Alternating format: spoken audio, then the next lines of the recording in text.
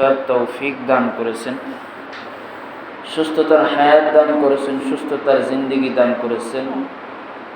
সকলেই উচ্চ স্বরে উচ্চারণ করি আলহামদুলিল্লাহ। আলহামদুলিল্লাহ। আল্লাহ রসুল সাল্লাল্লাহু আলাইহি ওয়াসাল্লাম ইরশাদ করেন,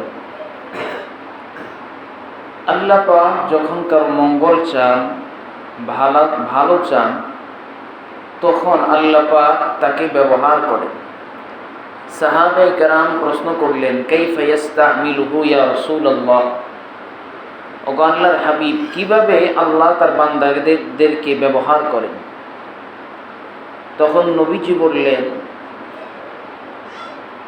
মৃত্যুর পূর্বে হলেও তাকে নেক কাজ করার তৌফিক দান করে, ভালো কাজ করার তৌফিক দান করে। দুনিয়ার মধ্যে ভালো কাজ করতে, নেক কাজ করতে এটা যোগ্যতার প্রয়োজন নাই, ক্ষমতারও প্রয়োজন নেই, টাকা পয়সারও প্রয়োজন নেই। একটা জিনিস প্রয়োজন, সেটা হলো আল্লাহ পাকের তৌফিক। এই আল্লাহ পাকের তৌফিক ছাড়া, আল্লাহ পাক যদি না চান, তাহলে কোনো বান্দা পারবে না ভালো কাজ করতে। এজন্যই আল্লাহ আমাদেরকে বেশি বেশি করে যেন ভালো কাজ করার তৌফিক দান করে, এই দোয়া করা। আল্লাহ আমাদের সবাইকে বেশি বেশি ভালো কাজ করার তৌফিক দান করুন। আমিন। আল্লাহ পাক তার বান্দাদেরকে, আমাদেরকে অগণিত অসংখ্য নিয়ামত দান করেছেন। এই অসংখ্য অগণিত নিয়ামতের মধ্যে সবথেকে দামি, গুরুত্বপূর্ণ, মূল্যবান নিয়ামত হলো ঈমান ও ইসলাম। ঈমান ও ইসলাম, এর থেকে বড় দামি আর কোনো নিয়ামত নাই। এর থেকে বড় আর কোনো পাওয়া একজন মানবের নাই। আমরা যারা ইসলাম ধর্ম গ্রহণ করেছি, মুসলিম হয়েছি, মুসলমান হয়েছি, বেশিরভাগ ক্ষেত্রে যেটা হয় সেটা হলো যে আমরা চাই নাই, না চাইতেই আল্লাহ পাক আমাদেরকে ইসলাম ধর্ম দান করেছেন, আমরা মুসলমান হয়েছি। এটা আল্লাহ পাক আমাদেরকে দয়া করে, মায়া করে ইসলাম ধর্ম গ্রহণ করার তৌফিক দান করেছে। তো এটা আল্লাহ পাকের কাছে দুনিয়ার মধ্যে সমস্ত নিয়ামতের মধ্য থেকে সব থেকে দামি নিয়ামত। কারণ আল্লাহ পাকের কাছে কোনো বেঈমানের আমল, বেঈমানের কাজ গ্রহণযোগ্য হবে না। উলাইকা হাবিতাত আমালুহুম ফিদ দুনিয়া ওয়াল আখিরাহ। রব্বুল ইজ্জতুল জালাল ইরশাদ করেন, কাফেরদের আমলগুলো দুনিয়া এবং আখিরাতে নস্যাৎ করে দেওয়া হবে, বাতিল করে দেওয়া হবে। আর ওই কাফের সম্প্রদায়, এরা হবে ক্ষতিগ্রস্তদের অন্তর্ভুক্ত। আর যারা ক্ষতিগ্রস্তদের অন্তর্ভুক্ত, তাদের ঠিকানা হবে জাহান্নাম।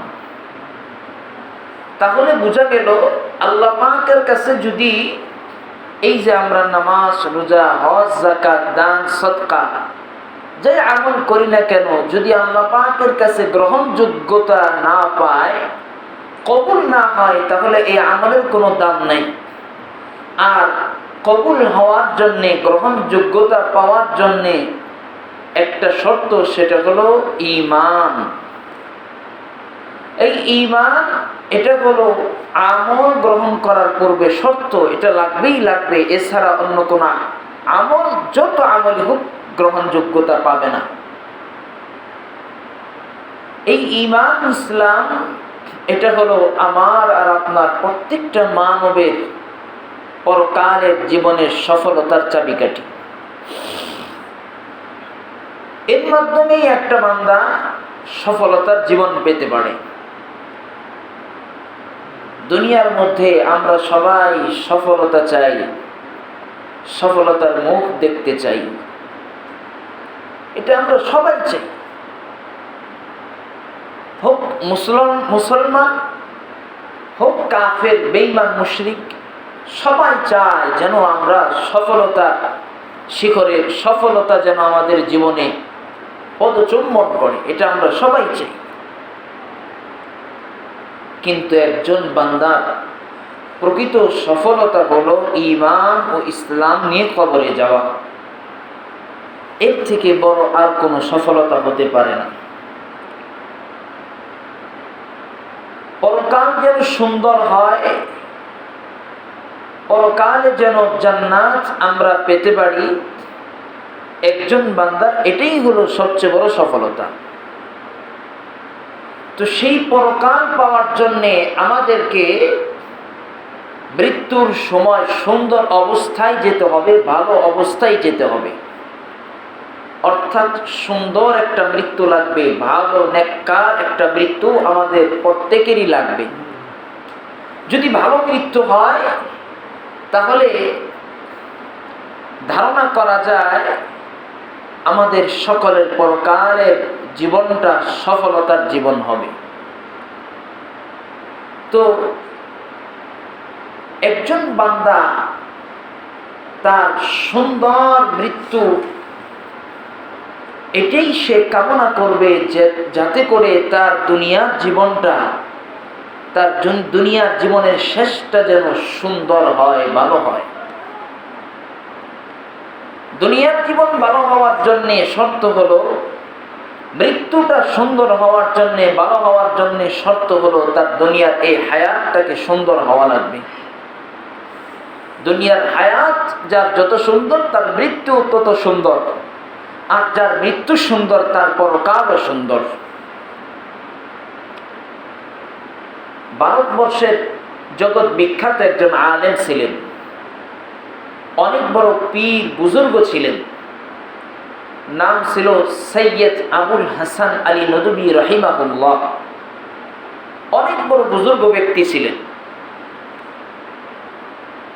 দ্বীন ইসলামের জন্যে, এই উম্মতে মুহাম্মাদের জন্যে, মুসলমানদের জন্যে অসংখ্য অগণিত কাজ করে গেছেন এই মহান বুজুর্গ ব্যক্তি।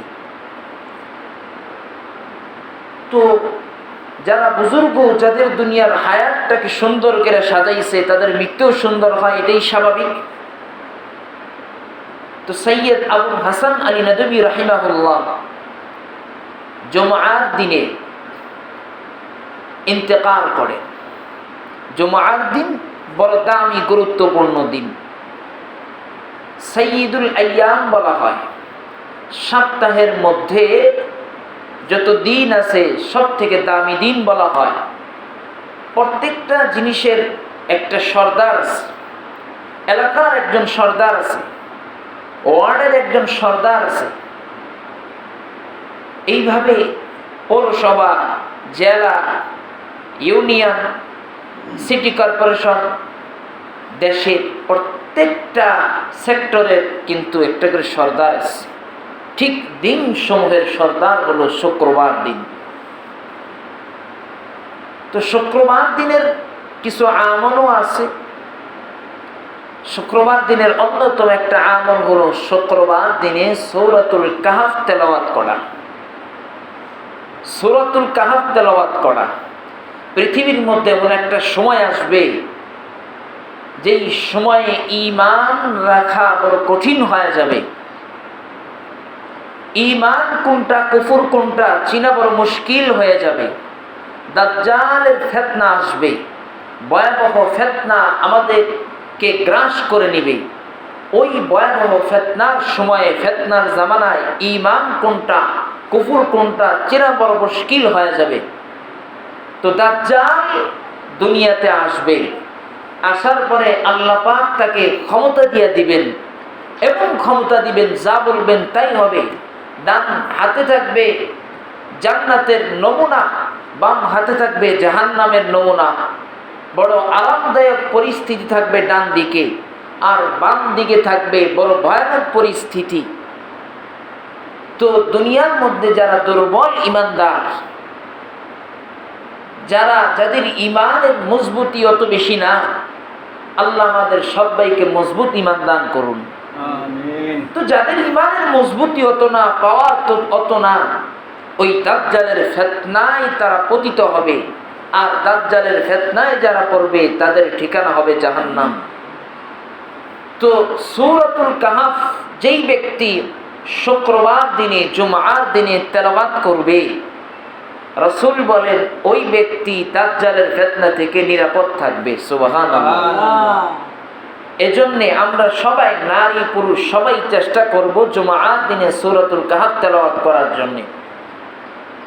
তো সৈয়দ আবুল হাসান আলী নদভী রাহিমাহুল্লাহ সাধারণত জুমআর দিনে, শুক্রবার দিনে সূরাতুল কাহফ তেলাওয়াত করতেন। কিন্তু ভালো মানুষ, নেককার মানুষ, বুজুর্গ ব্যক্তি, আল্লাহ পাকের মাহবুব, প্রিয় বান্দা, আল্লাহ পাক চাইছেন তাকে সুন্দর মুহূর্তে দুনিয়া থেকে বিদায় উঠায় নেবেন। সৈয়দ আবুল হাসান আলী নদভী রাহিমাহুল্লাহ খাদেম গোসল করায় দিয়েছেন। গোসল করার পরে হযরত কোরআনুল কারীম খুললেন। কোরআনুল কারীম খুইলা তেলাওয়াত শুরু করলেন। ইন্নামা তুনযিরু মান ইত্তাবা'a যিকরা ওয়া খাশিয়ার রাহমান বিল গায়ব ফাবাশশিরহু বিমাগফিরাতিন ওয়া আজরিন কারীম। সূরা ইয়াসিনের দামি একটা আয়াত। ইন্নামা তুনযির, নবী আপনি ওই সমস্ত লোকদেরকে সতর্ক করুন। ইন্নামা তুনযিরু মান ইত্তাবা'a যিকরা ওয়া খাশিয়ার রাহমান, যারা কোরআনের অনুসরণ করে, ওয়া খাশিয়ার রাহমান, এবং দয়াময় রহমান আল্লাহকে ভয় করে, ওয়া খাশিয়ার রাহমান বিল গায়ব, এবং আল্লাহকে না দেখে বিশ্বাস করে, ফাবাশশিরহু বিমাগফিরাতিন ওয়া আজরিন কারীম, তাদেরকে আপনি জান্নাতের সুসংবাদ দেন, আর তাদের জন্য রয়েছে বড় দামি মহা পুরস্কার। এই আয়াতটা যখন তেলাওয়াত করলেন, সাথে সাথে আল্লাহ তাআলা তাকে দুনিয়া থেকে উঠায় নিলেন।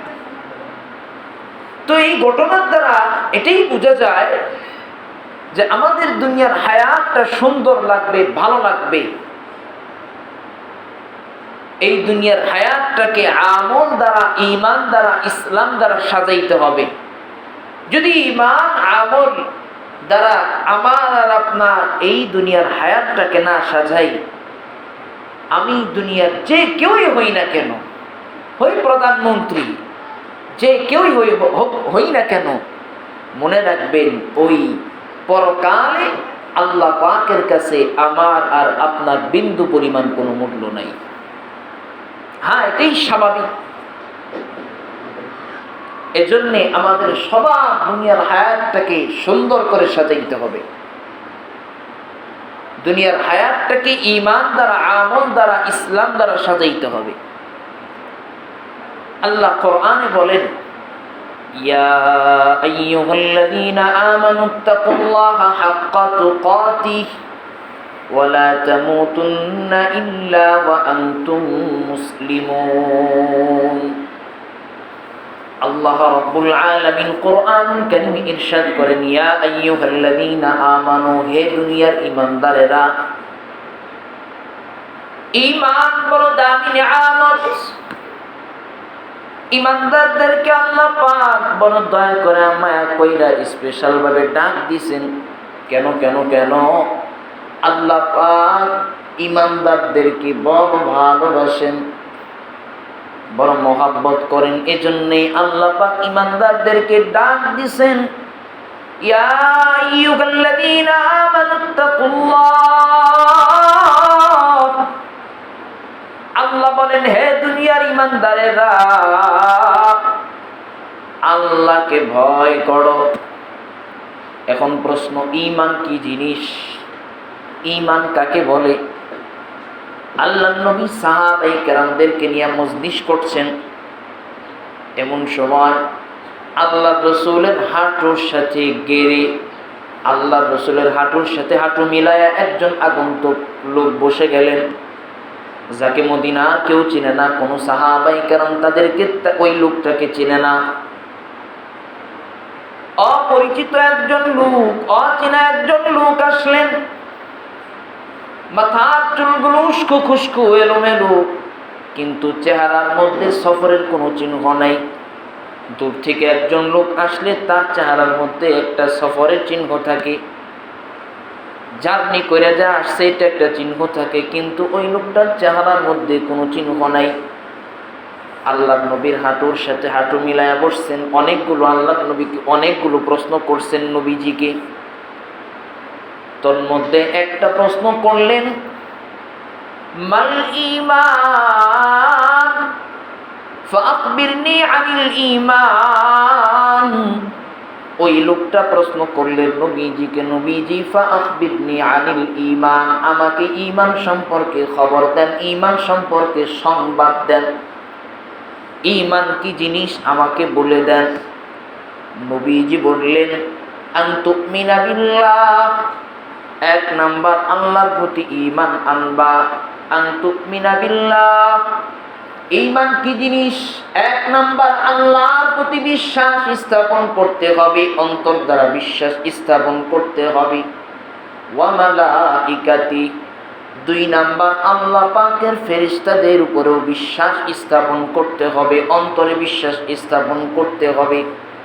ওয়া কুতুবি, তিন নাম্বার আল্লাহ পাক আসমানি কিতাব অবতীর্ণ করেছেন, যতগুলো আসমানি কিতাব আল্লাহ পাক নাজিল করেছেন সমস্ত আসমানি কিতাবের উপর বিশ্বাস স্থাপন করতে হবে। চার নাম্বার ওয়া রুসুলি, আল্লাহ পাকের যত পয়গম্বর আছে হযরতে আদম আলাইহিস সালাম থেকে নিয়ে হযরতে মুহাম্মদ সাল্লাল্লাহু আলাইহি ওয়াসাল্লাম পর্যন্ত যত নবী ও রাসূল আছে সবাইকে বিশ্বাস স্থাপন করতে হবে, সবার উপরে ঈমান আনতে হবে, বিশ্বাস রাখতে হবে। এরপরে ওয়াল ইয়াউমিল আখির, ছয় নাম্বার বিষয় হলো শেষ দিবসের প্রতিও বিশ্বাস স্থাপন করতে হবে, ঈমান রাখতে হবে, বিশ্বাস রাখতে হবে। ওয়া তুমিনা বিল কদরি খাইরি, সাত নাম্বার ওয়া তুমিনা বিল কদরি খাইরি, তাকদীরের উপর বিশ্বাস স্থাপন করতে হবে। ভালো মন্দ যা হয় সব একমাত্র আল্লাহর পক্ষ থেকে হয়, ভালো যা হয় সব আল্লাহর পক্ষ থেকে, অকল্যাণকর যা হয় সব আল্লাহর পক্ষ থেকে। অকল্যাণের সময় বান্দা তুমি ধৈর্য ধারণ করো, সবর ইখতিয়ার করো, সবর অবলম্বন করো। কল্যাণকর জিনিস যা হয় সব আল্লাহর পক্ষ থেকে। ওয়াশাররিহি মিনাল্লাহ, সাত নাম্বার হইল তোমার ভালো মন্দ তাকদীরের উপর বিশ্বাস স্থাপন করতে হবে। সাতটা বিষয়ের কথা আল্লাহর নবী ওই আগন্তুককে বললেন। এক নাম্বার আল্লাহর প্রতি বিশ্বাস স্থাপন করতে হবে। আল্লাহ কয়জন? সবাই আমার সাথে আওয়াজ দিবেন, আল্লাহ কয়জন? একজন। আল্লাহ একজন, আল্লাহর সাথে কোনো শরীক নাই, আল্লাহ একজন। দুই নাম্বার আল্লাহ পাকের যত ফেরেশতা আছে সমস্ত ফেরেশতাদের উপর বিশ্বাস স্থাপন করতে হবে, অন্তরে বিশ্বাস রাখতে হবে। তিন নাম্বার আল্লাহ পাক যত কিতাব পাঠাইছেন 104খানা কিতাব আল্লাহ পাঠাইছেন। কতগুলো কিতাব? 104টা কিতাব। এই 4টা কিতাবের উপর বিশ্বাস স্থাপন করতে হবে, অন্তরে বিশ্বাস রাখতে হবে। চার নাম্বার ওয়া রুসুলি, হযরত আদম আলাইহিস সালাম থেকে নিয়ে হযরতে মুহাম্মদুর রাসূলুল্লাহ সাল্লাল্লাহু আলাইহি ওয়াসাল্লাম পর্যন্ত যত নবী রাসূল আল্লাহ পাঠাইছেন সবার উপরে ঈমান আনতে হবে। এদের সংখ্যা কত? এদের সংখ্যা দুনিয়ার কেউ জানে না, এটা একমাত্র আল্লাহ পাকের কাছে। তবে হ্যাঁ, দুর্বল কিছু riwayতের মাধ্যমে এটা অনেকেই বলেন, সংখ্যা বলেন 1 লক্ষ অথবা 2,24,000। আমরা কোনো সংখ্যা নির্ধারণ করব না। যদি আল্লাহ এই সংখ্যার বাহিরে নবী অবতীর্ণ করেন, নবী পাঠান, তাহলে তো তাদের প্রতি আমরা ঈমান আনলাম না। ফলশ্রুতিতে কি হলো? আমার আর আপনার ঈমান আল্লাহ পাকের কাছে পূর্ণাঙ্গ হলো না। এজন্যে এই কথা বলতে হবে, যত নবী রাসূল আল্লাহ পাঠাইছেন সবার উপরে আমরা ঈমান আনলাম। এরপরে ওয়াল ইয়াউমিল আখির, শেষ দিবস, বিচারের দিবসের প্রতিও ঈমান রাখতে হবে, বিশ্বাস রাখতে হবে। শেষ দিবসে আমাদের সবাইকে উপস্থিত হতে হবে। সর্বশেষ ওয়া তুমিনা বিল কদরি খাইরিহি ওয়া শাররিহি, কল্যাণকর অকল্যাণকর আমার হায়াতে জীবনে যা ঘটে সব আল্লাহ পাকের পক্ষ থেকে, এটার উপরেও বিশ্বাস স্থাপন করতে হবে। ওই আগন্তুককে 7টা বিষয়ের কথা বললেন। আগন্তুক বললেন, ক্বালা সাদাকতা, আপনি সত্য বলেছেন। এটার নামই হলো ঈমান। তাহলে আল্লাহ পাক আমাদেরকে ডাক দিয়া বলেন, আমরা সবাই তো এই 7 জিনিসের উপর বিশ্বাস স্থাপন করি। তো আমাদের সবাইকে আল্লাহ পাক ডাক দিয়া বলেন, ইয়া আইয়ুহাল্লাযীনা আমানুত্তাকুল্লাহ হাক্কা তুকাতিহি ওয়া লা তামুতুন্না ইল্লা ওয়া আনতুম মুসলিমুন। আল্লাহ বলেন, দুনিয়ার ঈমানদারেরা, আমানুত্তাকুল্লাহ, তোমরা আল্লাহকে ভয় করো। কেমন ভয় করব? আল্লাহকে ভয় করো, কেমন ভয় করব? আল্লাহ তাআলা অন্যত্রে বলেন, দুনিয়ার ঈমানদারেরা, যতটুকুন তোমার দ্বারা সম্ভব ততটুকুন ভয় করো। ভয় করার অর্থ কি?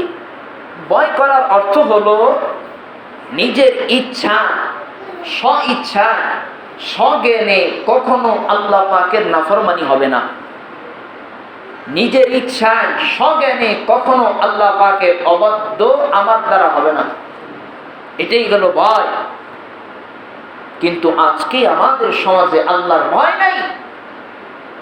এজন্যই সমাজে এত অপরাধ সংগঠিত হয়। যদি আল্লাহ পাকের ভয় থাকতো তাহলে এত অপরাধ সংগঠিত হতো না, সমাজের মধ্যে এত বিশৃঙ্খলা সৃষ্টি হতো না। আজকে আমাদের অন্তর থেকে আল্লাহ পাকের ভয় উঠে গেছে। ইয়া আইয়ুহাল্লাযীনা আমানুত্তাকুল্লাহ, 1 নাম্বার আল্লাহ তাআলা ঈমানদারদেরকে ডাক দেয়া বলেন, দুনিয়ার ঈমানদারেরা, তোমরা আমি আল্লাহকে ভয় করো।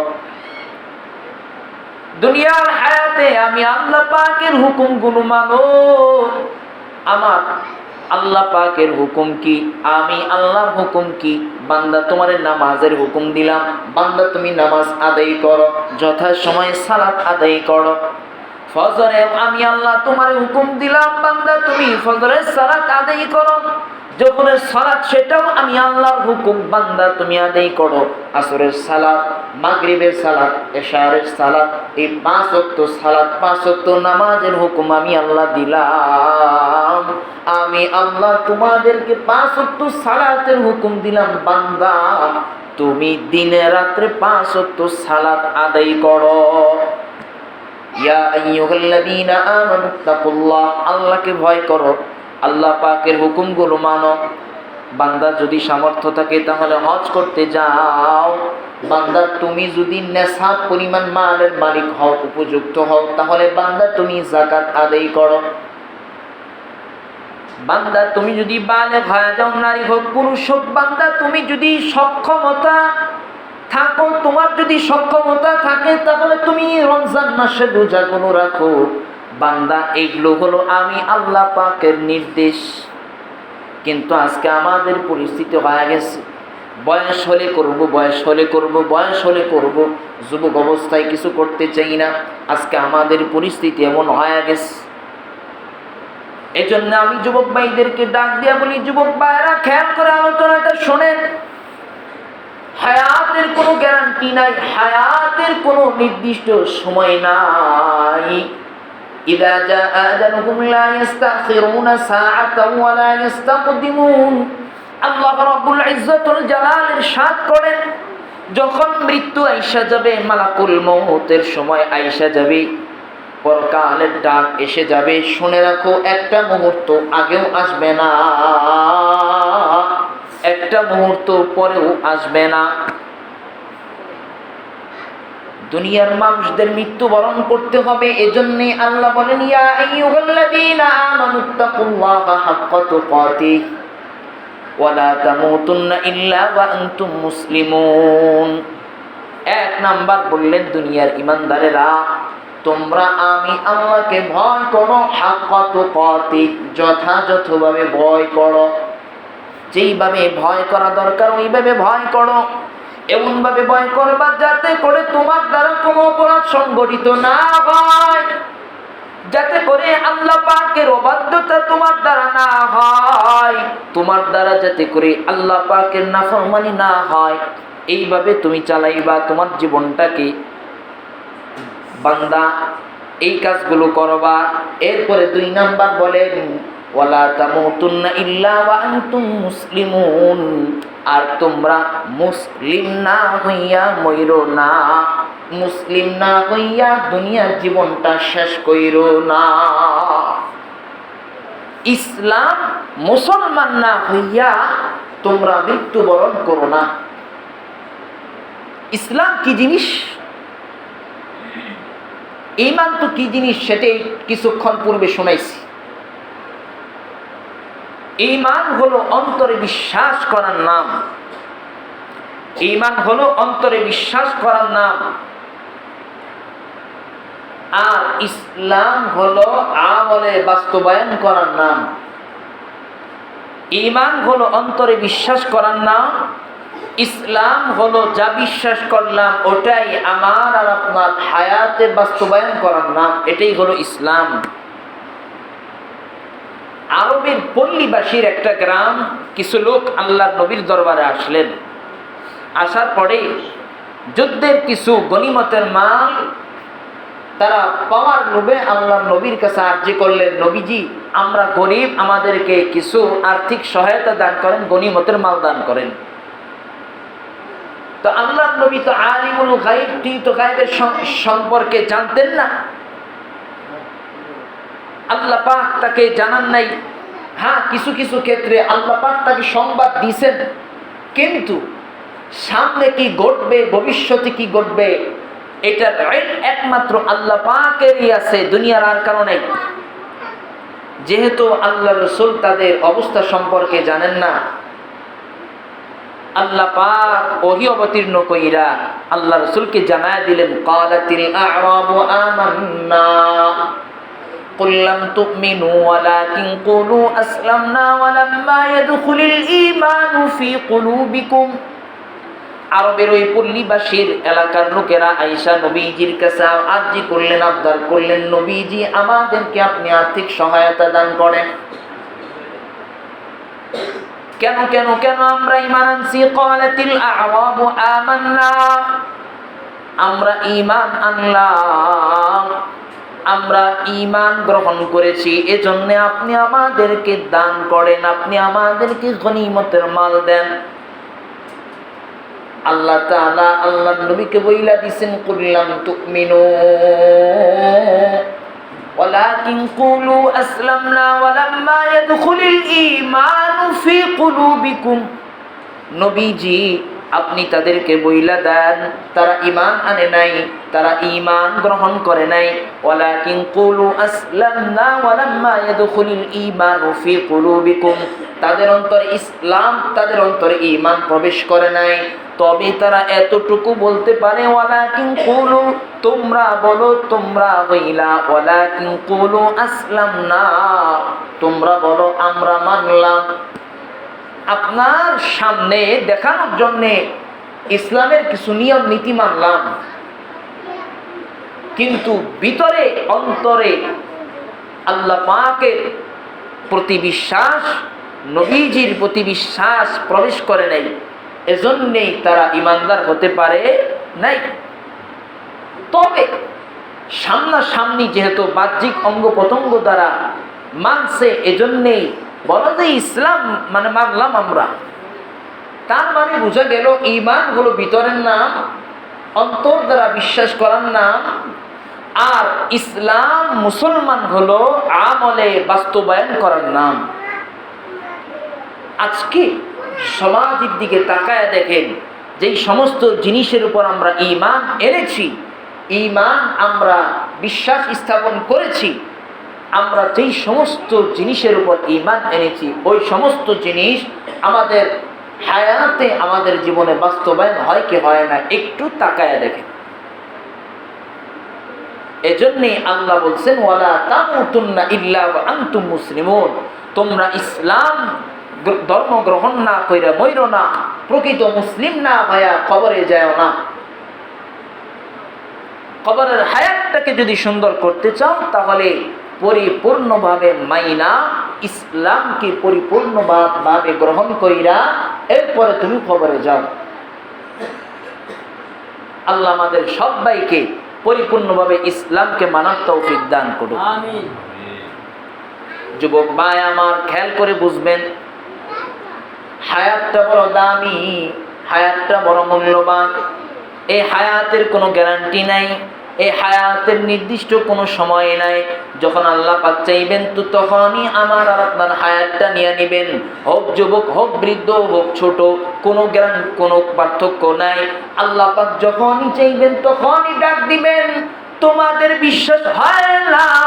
আপনাদের কি জানা নাই গত রমজানে ওই উত্তরপাড়ার এলাকার ফজলে রাব্বি আর নাঈম, বয়স কিন্তু অল্প, অত বেশি না, সবাই তো চিনেন, শেষ দিকে, রমজানের শেষ দিকে যুবক দুইজন দুনিয়ার থেকে চলে গেলেন।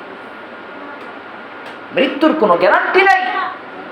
গতকালকে টঙ্গী থেকে আসতেছে একটা অটোওয়ালা রিক্সা, 4 থেকে 5 জন লোক বসা, কিন্তু পিছনের দিকে মাইক সেট করা, এলান আসতেছে অমুক আর দুনিয়াতে নাই। হায়াতটা তো এরকমই, কখন আমার আর আপনার হায়াত ফুরায় যায় বলা যায় না। হঠাৎ করে একদিন মসজিদের ইমাম সাহেবের সাথে গার্জিয়ান যোগাযোগ করছে, হুজুর আমার ছেলে আর দুনিয়াতে নাই, আমার সন্তান আর দুনিয়াতে নাই, আপনি এলান করে পাড়ার সকলকে জানায় দেন। হুজুর জানায় দিল। এদিক দিয়া গার্জিয়ান পুরা এলাকাবাসীকে ফোন করে বলতেছে আমার সন্তান আর দুনিয়াতে নাই। এ যুবক, যদি তোমার অবস্থা এরকমই হয়, তোমার মৃত্যুটা যদি একটা নগ্ন ফিল্ম দেখার মাধ্যমে হয়, তুমি নগ্ন ফিল্ম দেখতেছো, এমন মুহূর্তে মালাকুল মাউত হাজির হয়ে যায়, তুমি তোমার অবৈধ সম্পর্ক যার সাথে করেছো তার সাথে কথা বলতে বলতে তোমার মৃত্যুটা হয়ে যায়। এবার তুমি বুঝো তোমার পরকালটা কেমন হবে, এখান থেকে অনুমান করা যায়। এজন্যে দুনিয়ার হায়াতে তোমার জীবনটাকে ভালো করে সাজাও, তোমার জীবনটাকে পরিপূর্ণভাবে আল্লাহ পাকের হুকুমগুলো মানো, আল্লাহ পাকের বিধানগুলো তোমার জীবনে বাস্তবায়ন করো। দুনিয়ার হায়াত কিছুই না, দুনিয়ার এই চাকচিক্য কিছুই না। আরেকদিন বলেছিলাম এই দুনিয়ার হায়াতটাকে শয়তান চাকচিক্য কইরা দেখা দেয়। যুইয়িনা লিন্নাসি হুব্বুশ শাহাওয়াত, এই দুনিয়ার হায়াতটাকে শয়তান আকর্ষণীয় বস্তু হিসাবে দেখা দেয়। এই দুনিয়ার সব কিছু তোমার কাছে সুন্দর লাগবে, সব কিছু তোমার কাছে ভালো লাগবে, নারী গাড়ি বাড়ি সব কিছু তোমার ভালো লাগবে, কিন্তু বান্দা ওগুলো তোমার গ্রহণ করার অনুমতি আছে, তবে এখানে শর্ত জয়রা দিছে, হারাম পন্থায় সেগুলো ধরা যাবে না, হারাম পন্থায় সেগুলো গ্রহণ করা যাবে না। বান্দা তোমার নারী দরকার, বৈধভাবে তুমি গ্রহণ করো, বান্দা তোমার গাড়ি দরকার, বৈধভাবে গ্রহণ করো। খবরদার খবরদার হারাম পন্থায় তুমি ওগুলো গ্রহণ করিও না। তোমার মরণ যদি ওই হারাম পন্থায় হয়, মনে রাখবা জাহান্নাম তোমার জন্য রেডি হয়ে আছে। জাহান্নাম অনেক ভয়াবহ জায়গা, সেই ভয়াবহ জায়গা জাহান্নাম ভয়াবহ জায়গা। এই জাহান্নামের বিস্তারিত বয়ান দেওয়ার সময় নাই এখন। আমি আপনাদেরকে আজকে এটাই বুঝাইতে চাই, আজকে আমি আপনাদেরকে এটাই বলতে চাই, দুনিয়ার হায়াতটা বড় দামি হায়াত, মূল্যবান হায়াত, মূল্যবান সময়। এই হায়াতটা আল্লাহ পাক আমাকে আপনাকে দিয়েছেন আমানত হিসাবে, নিয়ামত হিসাবে। এই আমানতের হিসাব হবে, নিয়ামতের হিসাব হবে। আল্লাহ পাক এই দুনিয়ার হায়াতের হিসাব নেবেন, প্রত্যেকটা কাজের হিসাব নেবেন, প্রত্যেকটা কাজের জায়গা আল্লাহ পাক নেবেন। আমরা এমনভাবে দুনিয়ার হায়াতটাকে পার করব যাতে করে আমাদের দুনিয়ার হায়াতটা সুন্দর হয়। আর সুন্দর যার হায়াত হবে তার মৃত্যুটাও সুন্দর হবে, যার মৃত্যুটা সুন্দর হবে তার পরকালটাও সুন্দর হবে। সর্বশেষ একটা হাদিসের কথা বলেই শেষ করব। এই দুনিয়ার হায়াতটাকে